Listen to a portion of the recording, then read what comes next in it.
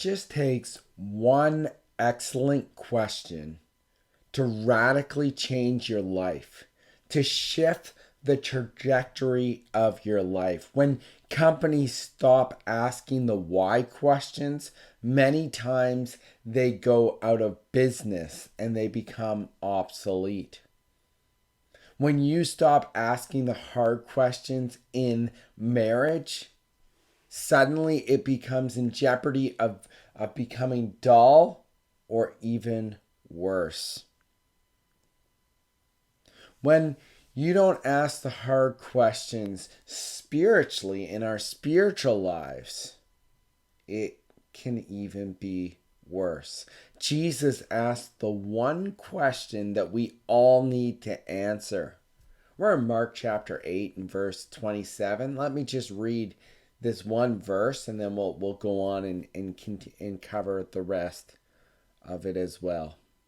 And Jesus went to his disciples to the village of Caesarea Philippi. And on the way, he asked his disciples, "Who do people say that I am?"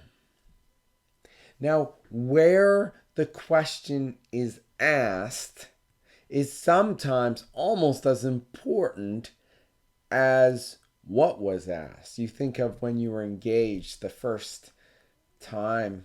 Many people say, where did you get engaged? Where did you pop the question? Here Jesus pops the question in Caesarea Philippi, northeast of Israel, about 45 kilometers from the Sea of Galilee. It is one of the 3 cities that Herod the Great built in honor of Caesar Augustus. Herod willed this city, one of these cities, to his 16-year-old son Philip, and it was an ungodly city. The most famous Greek god was there, the god named Pan. Pan lived under water in the underworld, the gateway to Hades. Sacrifices were thrown into a pit, and if they sank, Pan was happy. If they floated, Pan was upset. In the temple, there was prostitution, sexual acts with animals. Caesarea Philippi was like Vegas on steroids. In fact, the rabbis forbid the Jewish people to travel there, and to be honest, for good reason. But this is where Jesus, in the midst of paganism, asked this all-encompassing question: who do men say that I am? Now, before we examine the content of this question, it is fascinating how Jesus presents it. He addresses his disciples.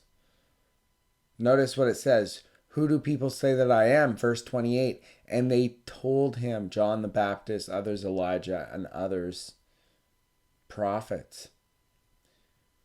But he asks his disciples. His desire is for his own to understand who he is. And yet he first asks, what do others think about him? Jesus wants his disciples also to know the context by which they are serving. Let's just pause there. What do people in your community think about Jesus? It's a good question to ask them. In the context I minister to, many believe that Jesus is the ticket to prosperity and money and cancer-free lives. Others, quite frankly, aren't even interested in such a historical, theological matter. They rather ignore the question of Jesus for hedonism. On that day, though, there was no denying that Jesus existed. He couldn't be ignored. However, there were still misconceptions. Some thought of John the Baptist. That was King Herod's opinion, wasn't it? Fearing that he rose again and was seeking vengeance upon Herod. Just as John was this popular yet faithful preacher, so too was Jesus. Others believed it was Elijah fulfilling the prophecy of the Old Testament, coming back. Elijah was full of power, and so was Jesus.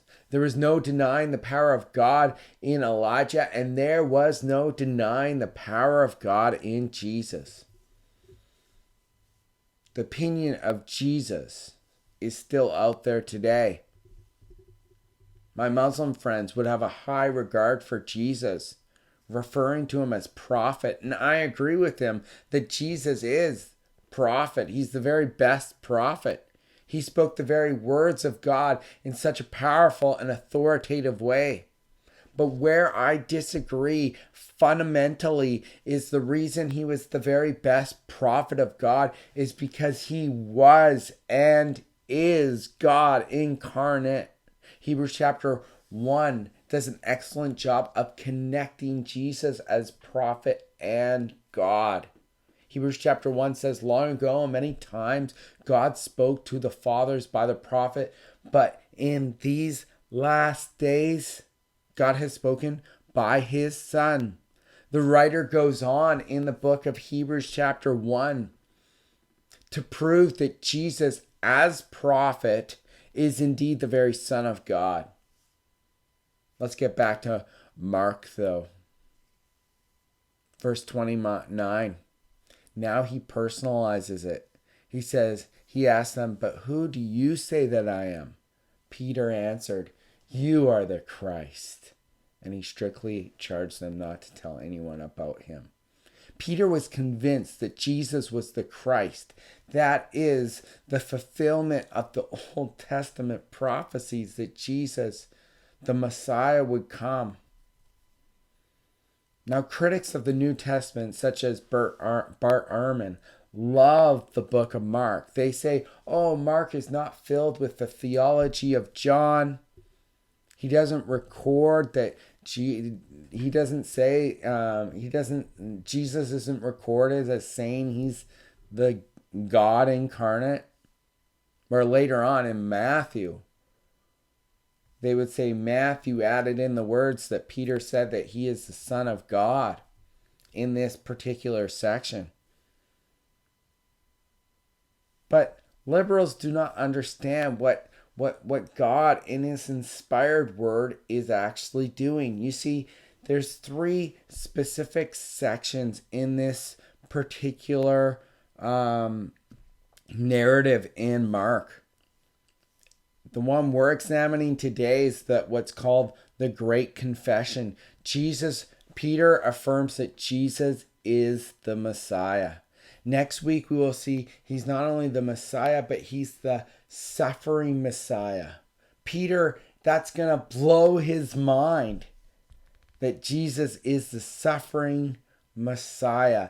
Those 2 truths together are enough to stretch people's minds and understand the nature and character of Jesus. But then it goes further, and we're going to see the next section in chapter 9, so that'll be in 2 weeks. God the Father tells of the Son, this is my beloved Son, listen to him. And so Mark does indeed show us that Jesus is the Christ, the Messiah. He's a suffering Messiah, and he is God. Here's the point for this Monday. What is your understanding of who Jesus is? Yes, he is interested in getting you through the toughest parts in your Monday, but he cares about your struggles.